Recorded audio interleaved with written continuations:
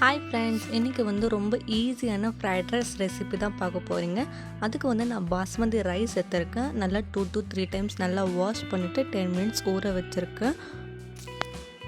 பாத்திரத்தில் கொஞ்சம் தண்ணி வச்சுட்டு கொஞ்சோண்டு எண்ணெய் போட்டு ரைஸ் நல்லா குக் பண்ணி எடுத்துக்கோங்க.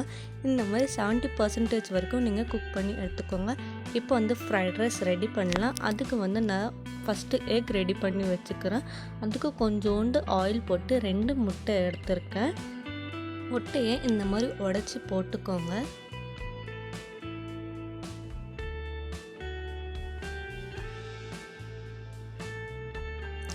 இந்த மாதிரி வெந்த பிறகு நல்லா கலக்கி விட்டுக்கோங்க.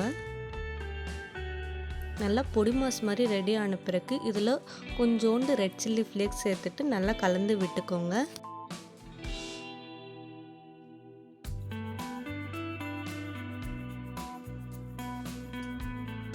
இப்போ வெஜிடபிள்ஸ் எல்லாம் கட் பண்ணி வச்சுருக்கேன். ஒரு கேரட் எடுத்துருக்கேன், கேப்சிகம் எடுத்துருக்கேன், கேபேஜ் எடுத்துருக்கேன், ஒரு ஆனியன் எடுத்துருக்கேன். இப்போ கொஞ்சோண்டு ஆயில் போட்டு கார்லிக் சேர்த்துருக்கேன். 2 ஆனியன் நல்லா ஸ்லைஸாக கட் பண்ணி எடுத்துருக்கேன். நீங்கள் இந்த மாதிரி வெஜ்ஜஸை டாஸ் பண்ணும்போது நல்லா ஹை ஃப்ளேமில் வச்சுக்கோங்க. ஒரு முழு கேப்சிகம் எடுத்துருக்கேன். நீங்கள் ஃப்ளேம் ஹையில் வச்சு செய்யும்போது தான் நல்லா வெஜ்ஜஸ் க்ரன்ச்சியாக வரும். ஒரு கேரட் எடுத்துருக்கேன். கேபேஜ் 1 கப் எடுத்துருக்கேன்.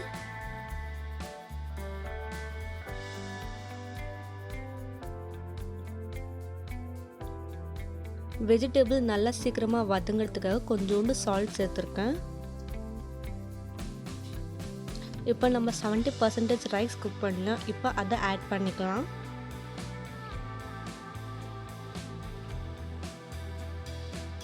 சோயா சாஸ் சேர்த்துருக்கேன், சில்லி சாஸ், டொமேட்டோ கெச்சப். ரைஸை நல்லா கலந்து விட்டுக்கோங்க.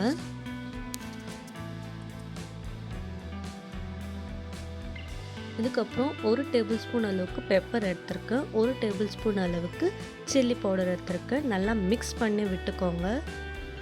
உங்களுக்கு இன்னும் காரம் வேணும்னா நீங்கள் இன்னும் கூட சேர்த்துக்கலாம்.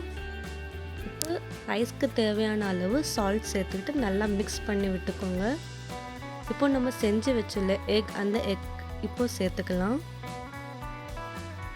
சிக்கன் சேர்த்துக்கிறேன். இந்த சிக்கன் ரெசிபி உங்களுக்கு வேணும்னா என்னோடய சேனலில் இருக்குது, செக் பண்ணி பார்த்துக்கோங்க. நல்லா எல்லாமே மிக்ஸ் பண்ணி விட்டுக்கோங்க. அவ்வளோதான், ஃப்ரைட் ரைஸ் ரெடி. இந்த மாதிரி ஈஸியான ரெசிபீஸ்க்கு என்னோடய சேனலை சப்ஸ்கிரைப் பண்ணிக்கோங்க, லைக் பண்ணுங்கள், கமெண்ட் பண்ணுங்கள்.